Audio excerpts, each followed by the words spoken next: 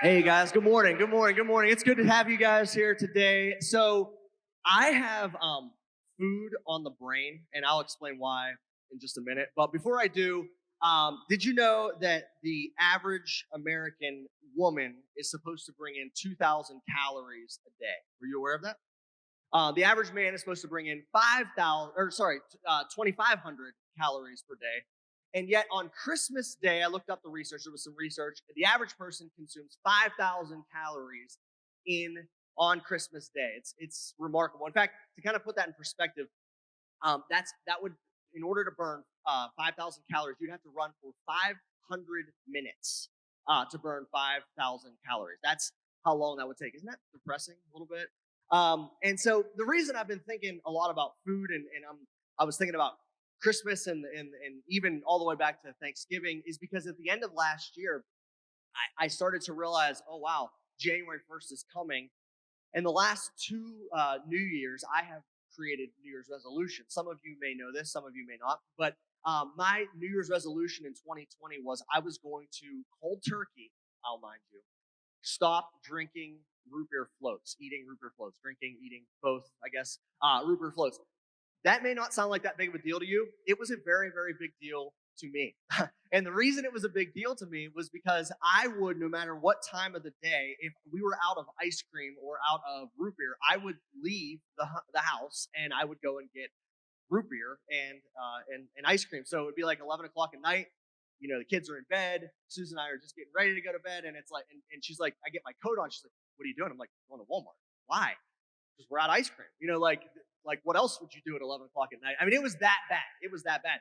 So I decided in 2020 I was going to nix root beer floats because they had a grip. They had a little bit of a grip on me. Like if there's 365 days in a year, I'm not kidding. 350 of those days I had a root beer float. And so I successfully did that, which was a big deal. Then in 2021, last year, I decided I was going to continue to do that, but for the first 31 days of the year, I was also going to cut some other sugary things that also tend to have a grip on me.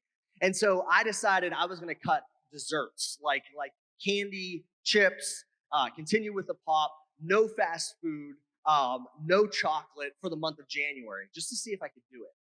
And I successfully did it. And so then I was like, you know what? I'm going to try and see if I can do it through February. So I did it through February.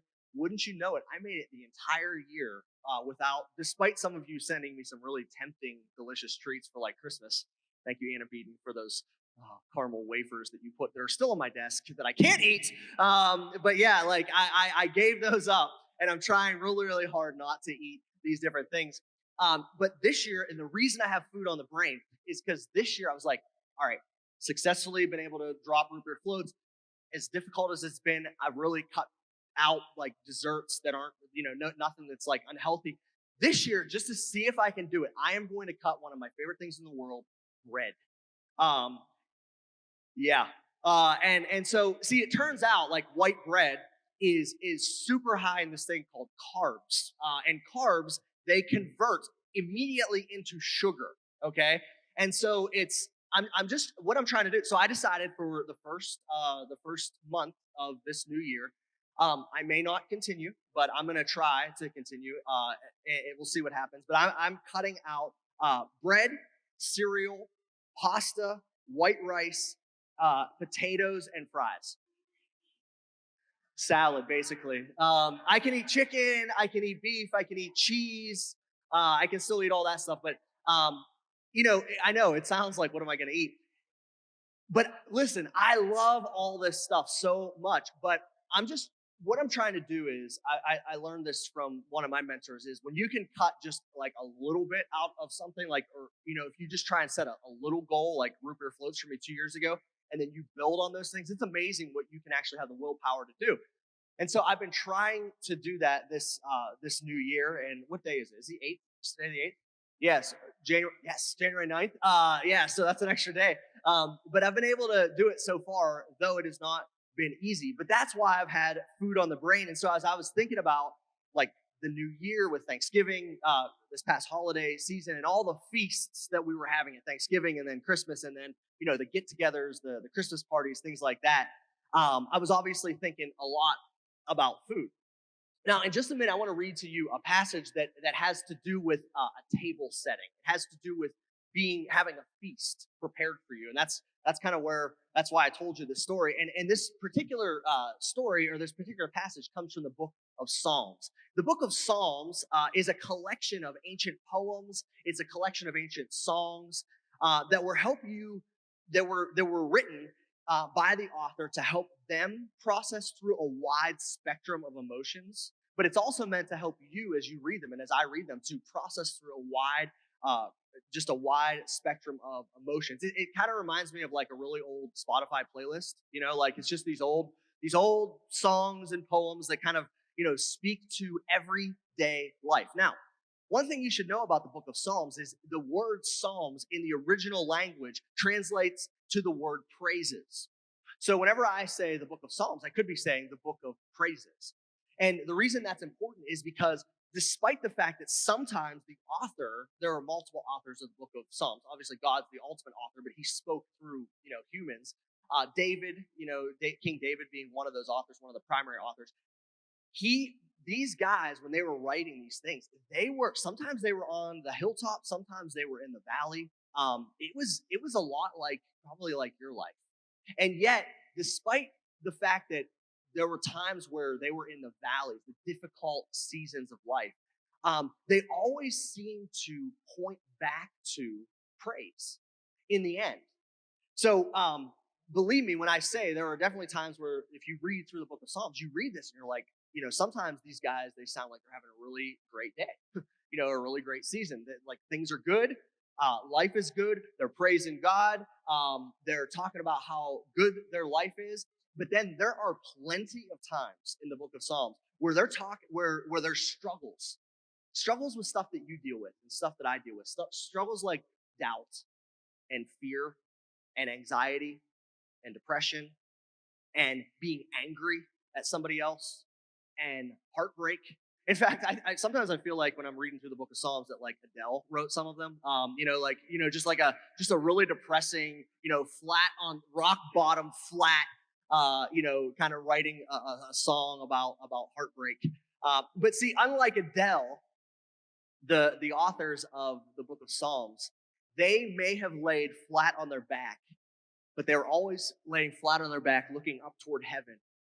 And when you read these book of Psalms, as much as they might complain or be concerned or even sound worried at times about like what was going on in their life, they always seem to point back to thanksgiving and praise toward God. Let me give you an example. This is our passage for today.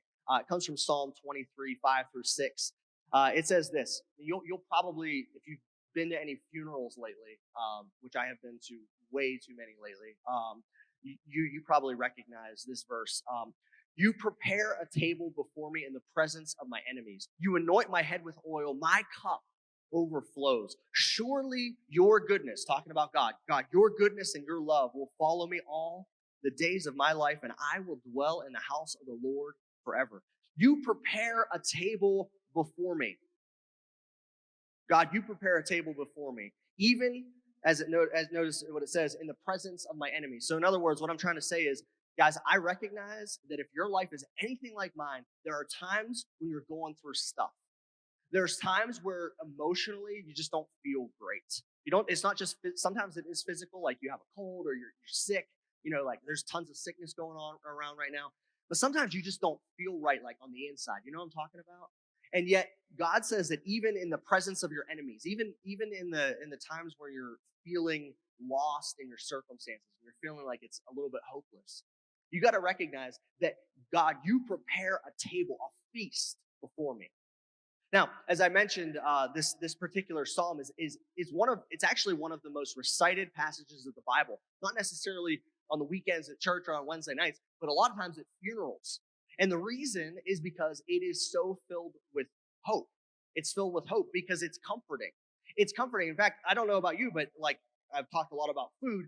There are a few things that are more comforting than just like a big old feast with all the foods that you love, right? Like you're sitting around with people you care about and you're talking and you're laughing and you're eating all this good food and it's super, super comforting. Well, the point of this passage is, however difficult your life may seem, however difficult your life may seem, you can always find comfort in God's presence. I don't know what is going on in your life. Well, I say this a lot. I don't know if things are good, if things are bad, if things are just like, hey, whatever. I'm kind of just in cruise control. Things are all right. I don't know where you are, but I just pray that today's message would speak to your heart. If you're someone whose circumstances and your season of life is not ideal, that you can still find peace and goodness and love and inner peace in your heart, even whenever things are not going so good around you. You see, just like food can give us comfort, food and family, David, he points to a much wiser route to comfort, and that comfort is through God. And I pray that when you hear this message, that you would start to pursue God even more than you ever have before, because he is really the true source of this thing that we all want, which is comfort. So what does David, and he wrote, go ahead and put that scripture back up. He wrote this particular passage.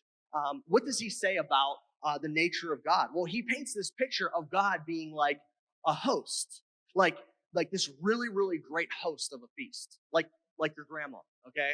Don't think of God like your grandma, but you know what I'm saying. Like a really just makes delicious food really, really good. The food never stops coming. You never have to ask for a refill on your drink. It is always there. Imagine like the most extravagant 5-star meal you could have. You got the white tablecloth. You've got the dinnerware. With the 7 different forks, and there's some above your plates. I don't know if you've ever been to a restaurant like that. I was on a cruise once that was like that. It reminded me. But the waiter comes over and he's like, you tell me when to stop with the grated cheese. And you're like, oh yeah, like this is extravagant. And that may not be a fancy word. That's just the Olive Garden, but I want carbs so bad. But anyway, David, he also mentions in this passage, he says that your cup overflows. My cup overflows. And that's a metaphor that he's attaching to what in the very next sentence. Look at this. He said, my cup overflows. Surely your what? And your goodness and love, they will follow me all the days of my life. Listen, guys, you need to recognize right now that if you have Jesus in your heart, God's goodness and his love, it is meant to overflow in your life. You're never supposed to feel empty on God. He's so good. He's such a good host that you don't even have to ask for more. He's just good. Like I said, it's like your grandma on Christmas dinner or Thanksgiving or whenever you go to your grandma's house. His love and his goodness, it just comes in serving after serving. God's love for you, it knows no end. Can I say that again? God's love for you, it doesn't know an end. Some of you don't feel like you matter. Some of you don't feel like anybody really, really cares about you or anybody loves you. And I'm here to tell you that God's love for you, it knows no end. His goodness for you is meant to follow you all the days of your life. It's like gravy on top of potatoes, or in my case, gravy on top of everything. It takes a normal meal into an amazing meal just because you add that extra gravy. God takes our ordinary lives and he turns us into awesome because of his goodness and his grace. He does extraordinary things even through circumstances that do not always add up, do not always seem like they're going to be in our best interest. And so whatever you're going through right now, as you guys head into your small groups, whatever you're going through, wherever you find yourself, I want you to be reminded that God, he wants to overflow in your life with goodness and love to keep you going. It'll help you get through the difficult circumstances when you focus on him. Just like food fuels your body, God's love for you is meant to fuel your soul. It's meant to fuel your soul. There's always going to be more than enough fuel that you'll need to help you move forward. And my hope and my prayer is that you would believe in that today and that you would experience God, that he would never, ever stop showing you his endless love and his endless goodness in your life, no matter what it is that you're going through. Let me pray for you. Jesus, I want to ask and plead with you, God, that whoever here is hearing my voice right now and is not doing so well, that they would experience your goodness. They would experience your love in a way that is hard to explain, hard to fathom, doesn't make sense because of their circumstances, because their circumstances would say that there's nothing good that could come out of this. But God, would you please help each and every one of us to lean into your goodness, to lean into your love and your grace for our lives, no matter what is happening around us. We're going to trust you for that. God, be with us in our small group times and help everybody just to open up and be honest and share with one another so that we can grow and go closer to each other and closer to you. I thank you, Jesus, in your name. Amen.